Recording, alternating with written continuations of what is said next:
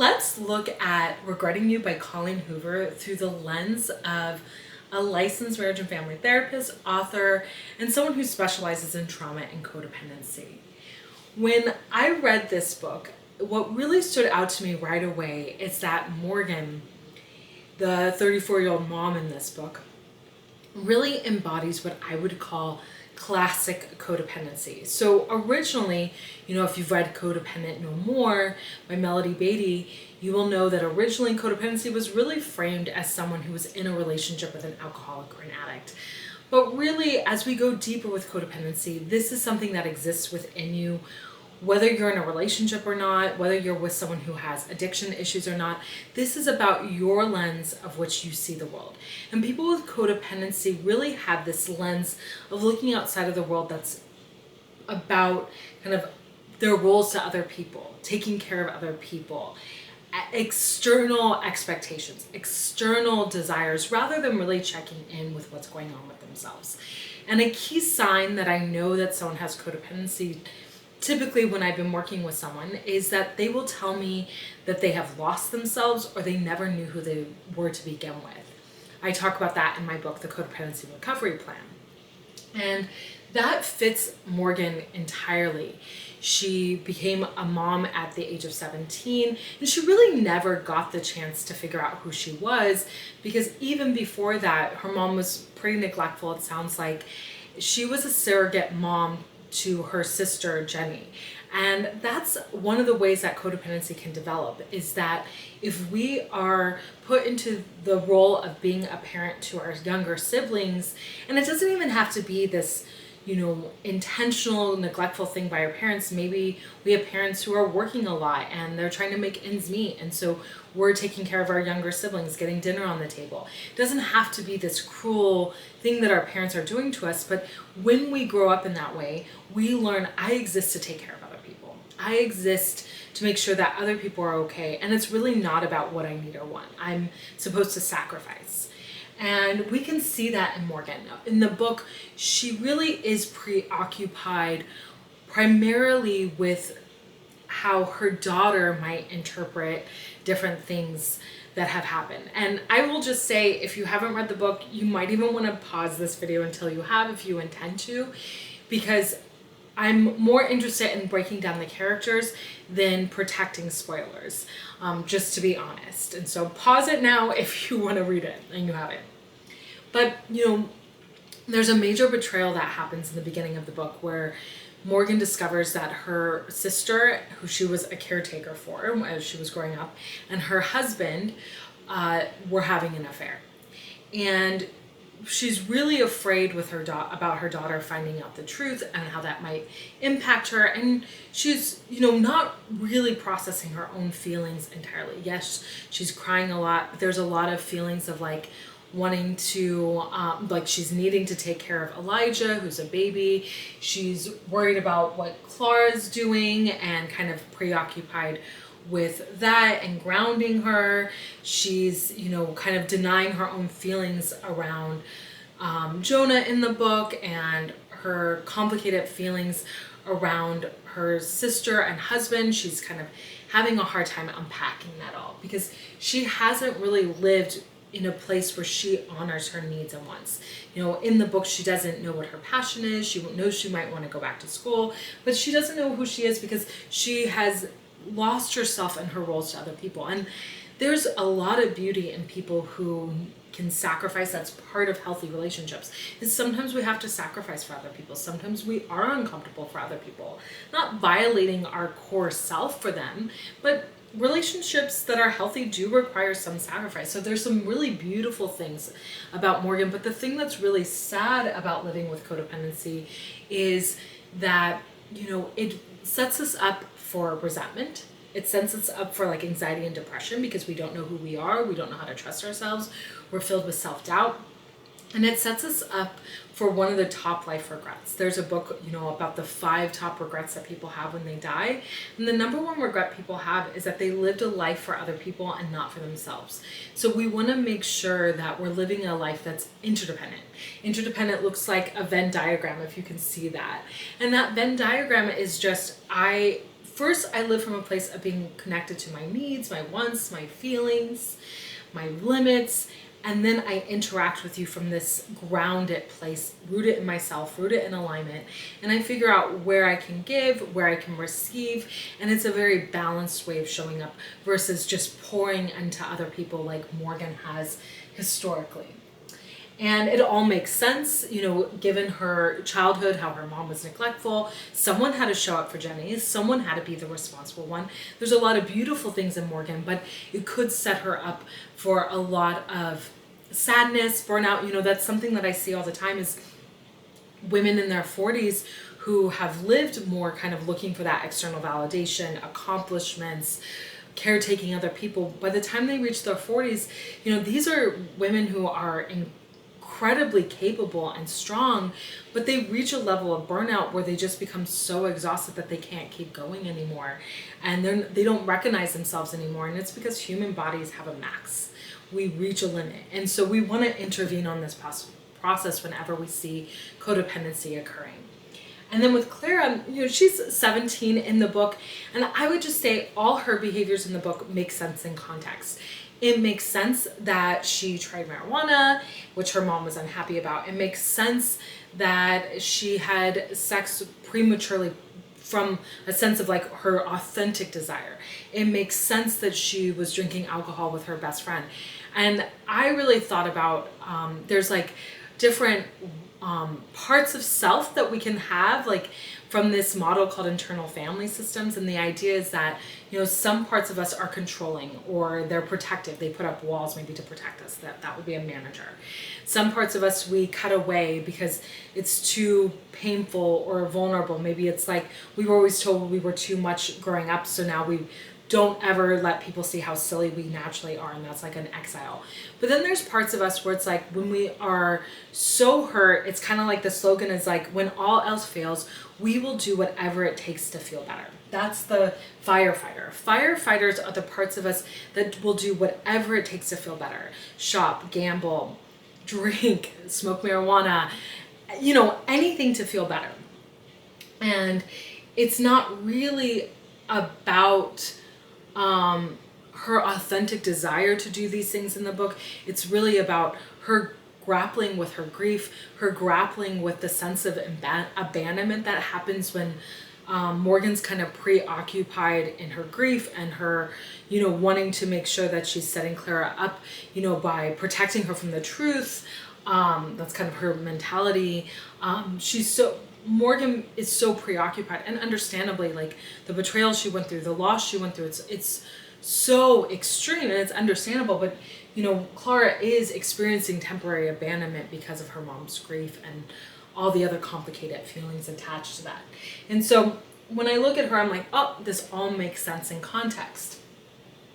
And so if, in the book, they talk about Morgan wants to get family therapy for them, or she contemplates it. And I was working with them as a family therapist, which, I'm a licensed marriage and family therapist. I would really kind of be looking first and foremost at Morgan. I think that, to be honest, I have kind of thought about this, like if I was working with Morgan individually, what are some of the things that I would support her around? Because Clara's behaviors are making sense to me given kind of where Morgan's at. And like Clara still needs Morgan to be her secure base, her sense of guidance, her sense of nurturance. It's still her parent. She's still living at home. She's still a child, technically. And so I would support Morgan in feeling her complicated emotions towards Jenny and Chris. At one point she talks about, it's in the book somewhere, and she says that at the end, like she knows that she knew the good versions of Jenny and Chris, and they fell in love with each other's bad versions because they were capable of betrayal, those bad versions. And so this like black and white thinking, it makes sense that she's doing that. Really common in toxic relationships, by the way, where we think like there's a good version of them and a bad version, and I just have to, hold on and do enough work and be patient enough where I can live with the good version eventually. Like they'll just live in that eventually. But it's like, no, it's all true. People are incredibly complicated, and it's all true. the person that showed up as an amazing father to Clara, the man that she was married to all those years, that she experienced moments of sweetness or connection with, like, I mean, it's a whole lifetime with someone. That is real, but it's also real that he betrayed her. It's real that she had a deep bond with her sister Jenny, but it's also real that she chose to betray her. And so I would help her in processing those complicated emotions, because if she doesn't process those emotions could come out sideways. It could come out in, like, something I see sometimes is people have a lot of, like, physical aches, like neck tension, headaches, because they're not letting themselves feel all of the emotions they truly have, because they judge them, they don't want to feel them, they're inconvenient, they're uncomfortable. It makes sense, but I would first help her understand, no, it's all true, and you were betrayed by the two people you trusted the most. And if it was, being stored as a trauma, I would ask her 0 to 10 when you think about that betrayal. If it's higher than a 0, it's might be stored as a trauma. And so then I might do some EMDR as well to help her move through that incredible betrayal from the two closest people in her life. I would also want to help Morgan in reclaiming her inner child. So she was neglected by her mom, and I think sometimes she parents her daughter, well, they even say it, she parents her daughter from that wound, really. She's like, don't do what I did, like, which kind of sends the message like, you're a mistake, but it is what it is. But, like, she's parenting Clara sometimes out of her wounds. Like, I want to protect you from making any mistakes. I want you to be perfect because, I learned the hard way. And I would want to help her reclaim that little girl that was neglected by her mom, make sense of the feelings that she has towards her mom, anger, betrayal, sadness, shame, like feeling like not good enough, like, why did you feel like I wasn't worthy? Why did you think I existed just to take care of Jenny? Why did you think that I didn't deserve and need your love and attention? And we could do that with visualization work, reparenting work, which includes, like, self-compassion, self-care, learning how to set boundaries, which includes, no, what do you really need and want? Because at one point she says, like, if she has to not deny her feelings for Jonah for another 50 years, oh, well, she'll do it to protect Clara. And it's like, no, what do you really need? Because you deserve to live for your, like, to honor your own spark and honor your own passions. You weren't just born to take care of other people. And then she's doing this at the end as well. I would totally celebrate her passions, her exploration of the things that she enjoys. And then not even the things that just are, like, can bring her money, like a career, school, but all the things, like, what did you love doing as a little girl? Like coloring, dancing, playing with dolls. What was it? And how can we bring some of that joy back? Maybe you can start to color again, for example. Go to the playground and go on the swings. I remember I used to judge the idea of inner child work so much. And I was really confronted by that when I worked at the Meadows. And there was a lot of discussion around that. And I'm like, okay, I'm gonna lean in. And it makes sense because I had a lot of my own childhood trauma. And one day I just went to the playground and I played on the play set. And it was incredibly liberating to remember that there was still that playful, innocent part of me. And I've come a long way in that relationship. And with celebrating her own passions, I also support her in celebrating her daughters and having a truly interdependent relationship. Instead of controlling her, I'd want her to guide her. And what I mean by that is, instead of saying, no, don't be an actor because that's not profitable, she can be honest with her. She can say, Clara, I would love to support you financially, but I'm not in the position to support you financially. So I support you in pursuing acting, but it will be important that you're able to do that while you have a job that can also pay your bills concurrently. Like, explore your passion when you pay the bills. Like, both things can be true. And I mean, how many of us are told growing up that our artistic desires weren't real jobs? I know for me, I was told writing was not a real job and I needed to have a real job. And luckily, therapy was another thing that came early on in my life where I realized I wanted to do that. But, now I'm an author. I have 3 books. The 4th is being published in March. And while it's not my primary source of income at this time, being an author is deeply soul satisfying because it matters. That was my authentic passion, and I'm so glad I celebrated that, even though my family didn't know how to. So I would really support her in saying, be honest about your financial limitations, but then support her right to act like she has that right, because we don't have the right to control other people. Her responsibility is to guide her daughter as her mom, but not control her. And then to that point as well, I would encourage her to work on guiding, not control, and also curiosity, not assumptions. Because, at one point, like early on in the book, when Clara smokes marijuana, she assumes that it's because Miller's a bad influence, or, all these different assumptions. But really the only way she will know what's truly going on for Clara is if she's curious. And I talk about that. One of the exercises in my book, Setting Boundaries, there's 100 exercises to develop your boundaries in here. One of these exercises is all about not making assumptions to truly improve your relationship, because that's the only way you're gonna have a truly healthy relationship is if you ask people and you are open to listening. Hey, Clara, I know you smoked weed yesterday, and you know what the rules are, but I also know that you recently lost your dad and Jenny. Do you want to tell me what was going on there? And like, instead of assuming that it was Miller, and Clara, it sounds like she seems like a very mature 17-year-old. There were parts of this book that, I think that the characters weren't fleshed out in a way that felt completely congruent to, the way humans really are. Like, Clara being overly mature, it seems like at times, or like so quickly moving on after she found out about the betrayal from Chris and Jenny, or Jonah saying that he wanted to get back at Morgan when he slept with Jenny, even though he didn't know that she liked him. Like, some things were like, okay, that's a little incongruent, but I think Clara would have been honest. Like, I was so overwhelmed, I didn't want to be at the funeral anymore. Like, I had just been in a previous funeral the day before. Like, I didn't know what else to do, and I was hoping that maybe by getting high I could feel a little bit better for a short amount of time.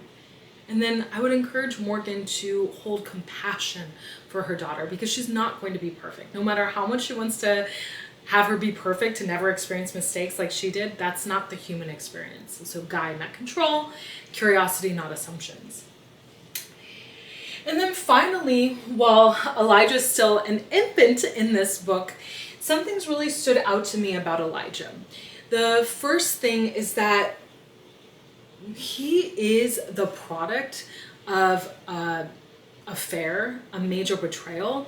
His what might be his stepmom moving forward, his adoptive mom. I'm not sure what Morgan will be to him. I guess she's his aunt, but then also maybe raise him. It seems like his mom's figure, his actual mom, was the sister who betrayed his mom figure. And his father wasn't actually his father, the man who raises him. It was his stepmom, adoptive mom, aunt's husband. Very complicated. And when people are born from situations like this, like born from an affair, especially with those layers, born, as the result of like SA, or even things like the parents really wanted a boy and you were a girl, for example. People can be born with what is called a shame existence spine. Pia Melody would talk about this when I worked at the Meadows. And I really don't see anything online about the shame existence spine, but it is such a powerful concept, which is the idea that we can feel shame just for being born. It is a deep-rooted sense of shame. Yes, a lot of us feel shame when we're bullied or abused growing up, for example, but shame existence behind is like, I'm bad just because I was born. I should have never existed. My existence is horrible. I should have never been born. And that's a deep level of shame. That, later on might need to be addressed depending on how he's raised, how he processes these wounds, how he's guided around this complicated reality. Another reason why I'd really want to support Morgan in feeling the totality of our complicated feelings versus just saying, well, I had the good version of them and they were the bad version together. No, you need to process those complicated feelings so you can guide Elijah. And then, there's research that shows that, and I'll link it below, that when children lose a parent, it does set them up more likely for avoidant attachment. Avoidant attachment is where people struggle to feel close to other people. They kind of put up walls. And there's 4 attachment styles, you know, avoidant, anxious, avoidant. Anxious, by the way, is kind of codependency, like incredible overlap. I don't really see how we can pull them apart. And then there's, you know, secure attachment. And secure attachment is the goal. I know I'm valuable. I know I'm lovable. I know lots of people would love me. So I'm not looking for anyone to rescue me. I'm looking for a partnership, companionship, that Venn diagram. You take care of you. I take care of me. I support you. You support me. Like, the relationship allows us to truly thrive. And Elijah could develop a secure attachment depending on how Morgan and Jonah raise him, the information they give him, the way they guide him, the way they nurture him. But if, you know, he, like, you know, it does set us up, like losing a parent, for more anxiety, risk of long-term risk actually of like unaliving ourselves. YouTube. But then also, you know, anxiety, depression, mental health issues. And so depending on kind of how he's guided, the information he receives, Elijah might present to therapy later. So we would definitely want to do self-compassion work, which is that, you know, and to help with that shame existence spine, like, I have the right to kindness, to nurturance, to self-care, to self-love, to self-kindness, to a kind inner voice, even though I'm the product of an affair. And then I would also be inclined to do inner child work for him, rescue that part of maybe the kid that was born, and give him, you know, kind of help him process like rescuing his infant self. And then also the last thing is that I was sad that Morgan threw away the letters, because Elijah might have really needed those moving forward to help him process his story. But I hope that this was helpful, and I plan on doing more videos like this moving forward. And for now, I will end this video, and I'd love to see your comments below. Thank you. Bye.